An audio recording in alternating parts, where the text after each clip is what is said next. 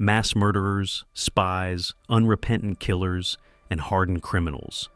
These are the kinds of individuals who end up on death row in the United States federal system. Since 1927, over 50 federal executions have taken place. In this video, we'll look at 3 of the most dangerous inmates currently locked inside one of the most secure prisons in the world, as they wait to be executed. Welcome to Unsolved Mysterious Cases. Dzhokhar Anzorovich, Sarnav Jukhart. Sarnav was just 19 years old when he became one of the most notorious terrorists in recent American history. Born in Kyrgyzstan, his family later moved to the United States, and he became an American citizen just 7 months before the attack. On April 15, 2013, Dzhokhar and his older brother, 26-year-old Tamerlan Sarnav, carried out the Boston Marathon bombing. 2 homemade explosives detonated 12 seconds apart near the finish line on Boylston Street. The attack killed 3 people: 8-year-old Martin Richard, 29-year-old restaurant manager Crystal Campbell, and 23-year-old Chinese graduate student Ling Gu. Over 260 others were injured, many of them severely.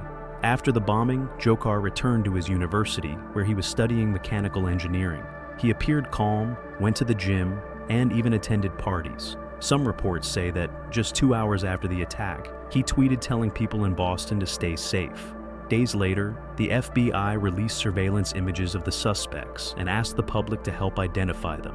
The brothers fled to their home, grabbed more weapons, and headed to MIT, where they shot and killed Officer Shaw Collier in an attempt to steal his service weapon. That same night, they carjacked a vehicle, but the driver managed to escape and alerted police. A high-speed chase and shootout followed. During the confrontation, Tamerlan was critically injured and died after being accidentally run over by Dzhokhar as he tried to flee. Dzhokhar escaped on foot and later hid in a boat residential backyard. The boat's owner discovered him and immediately called 911. Police responded, and after a brief standoff, Dzhokhar was captured and taken to a Boston hospital with serious injuries. While hospitalized, he confessed that the attack was religiously motivated and revealed that he and his brother had also planned to detonate another bomb in New York City's Times Square. 2:54. He repeatedly asked about his brother's condition.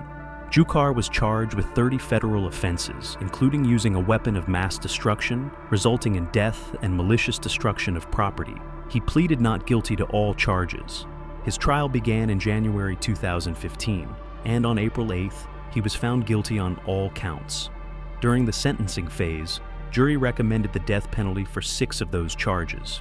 Before his formal sentencing, Dzhokhar stood up and addressed the court, thanking the judge and his attorneys, apologizing to the victims and their families.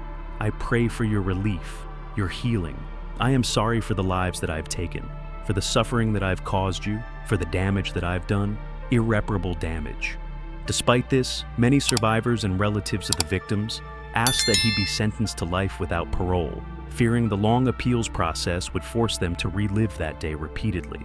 On June 24, 2015, a federal judge formally sentenced him to death. In addition to the bombing victims, Officer Dennis Simmons, one of the first responders, died a year later due to injuries sustained during the shootout. As of April 2025, Jared Zarnov has been on federal death row for nearly 10 years. He is currently incarcerated at the United States Penitentiary Administrative Maximum Facility, ADX, in Florence, Colorado. Known for housing some of the most dangerous and high-profile inmates in the world, Dylan Storm Roof. On evening of June 17, 2015, 21-year-old Dylan Storm Roof committed one of the most heinous racially motivated crimes in modern American history. Born and raised in Columbia, South Carolina, Roof walked into the historic Emmanuel African Methodist Episcopal Church in Charleston, a place known as one of the oldest black congregations in the United States. ROF was welcomed warmly by the congregation and joined a Bible study session. He sat with the group for nearly an hour listening and praying with them. But during the closing prayer, he stood up, pulled out a handgun, and opened fire on the church members.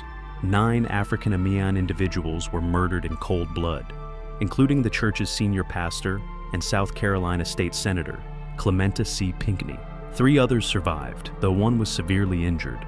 ROF fled the scene, but the next day a citizen in Shelby, North Carolina, recognized his car from a police alerts. Trusting her instincts, she followed the vehicle and called authorities. He was arrested during a routine traffic stop without resistance.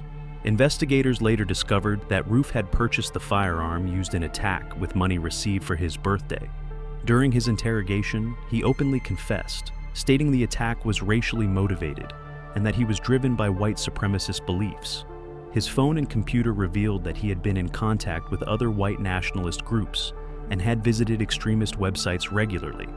According to those who knew him, ROF originally intended to target a school. When that plan failed due to security checks, he shifted his focus to the church. One friend recalled him ominously saying, "They all got 7 days." That threat came exactly 1 week before the massacre. ROF later admitted that he briefly considered backing out of the attack because the church members had been so kind to him, but ultimately decided to go through with it. Throughout the interrogation, he laughed frequently and showed little to no remorse.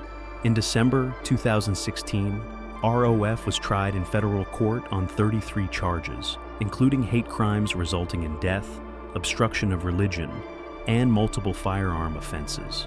During sentencing, he chose to represent himself and presented no evidence or witnesses in his defense. In January 2017, the jury found him guilty on all counts and recommended the death penalty. The judge formally sentenced him to death. As of April 2025, Dylann Roof has been on federal death row for over 8 years. He is currently incarcerated at the United States Penitentiary in Terute, Indiana, the primary facility for male federal death row inmates. In December 2024, President Joe Biden commuted the sentences of 37 inmates on federal death row to life imprisonment without the possibility of parole. However, Dylann Roof was one of just 3 individuals whose sentences were not commuted. In a related but separate case, over 3 years after the church massacre, ROF's younger sister, Morgan Roof, was arrested for bringing weapons and drugs to school.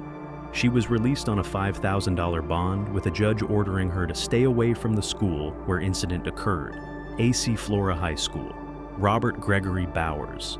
On the morning of October 27, 2018, Robert Gregory Bowers carried out a devastating mass, shooting at the Tree of Life Synagogue in Pittsburgh, Pennsylvania. This horrific assault resulted in the deaths of 11 worshipers, marking it as the deadliest attack against the Jewish community in United States history. Around 9:45 a.m., members of the Tree Life, Dr. Hadash, and New Light congregations had gathered for their regular Shabbat services. A few minutes later, Bowers, a heavily built, bearded white male, entered the building armed with multiple firearms, including a Glock 357 handgun and a Colt AR-15 rifle. He opened fire almost immediately. The first victims were Brothers Seal and David Rosenthal, whom he shot at the synagogue's main entrance. Bowers then moved downstairs. At first, congregants thought the noises were from a falling ceiling rack. No one expected what was coming. Melvin Wax, a respected member of the congregation, hiding in a closet with 3 others, mistakenly opened the door. Bowers shot him, but failed to notice the others still hiding. As he moved through the synagogue, Bowers shot anyone he came across, even those in the kitchen. He killed Jerry Rabinowitz, a medical doctor who had rushed out in an attempt to help the wounded. Bowers then made his way upstairs, where over a dozen individuals, including Rabbi Jeffrey Myers, were hiding. The rabbi managed to help 4 people escape, but was unable to save the others. Bowers entered and opened fire once more, shooting 7 more individuals and leaving 1 seriously injured. Eyewitnesses, including Rabbi Myers, testified that Bowers was shouting anti-Semitic slurs throughout the rampage, clearly expressing his intent to harm Jewish people. The attack lasted around 20 minutes before law enforcement arrived. During the shootout, Bowers injured 5 police officers before being shot multiple times himself. Eventually unable to withstand his injuries, he surrendered and was taken into custody. He was later charged with 63 federal crimes, including hate crimes resulting in death, obstruction of religious beliefs, and use of a firearm to commit murder. His trial began in May 2023. The defense argued that Bowers suffered from mental illness and had significant brain damage. However, court-appointed doctors testified that his actions were calculated, deliberate, and that he showed no remorse. One doctor stated that Bowers was proud of what he had done. Additional details emerged during the trial, including past violent behavior, such as an incident at age 13, where he attempted to set his mother on fire using flammable liquid. On June 16, 2023, Bowers was found guilty on all counts. It was revealed he had fired over 67 rounds during the attack. On August 2nd, after weeks of emotional testimony, the jury unanimously recommended the death penalty. A federal judge formally sentenced him the following day. Bowers became the first and so far only individual to receive a federal death sentence during President Joe Biden's administration.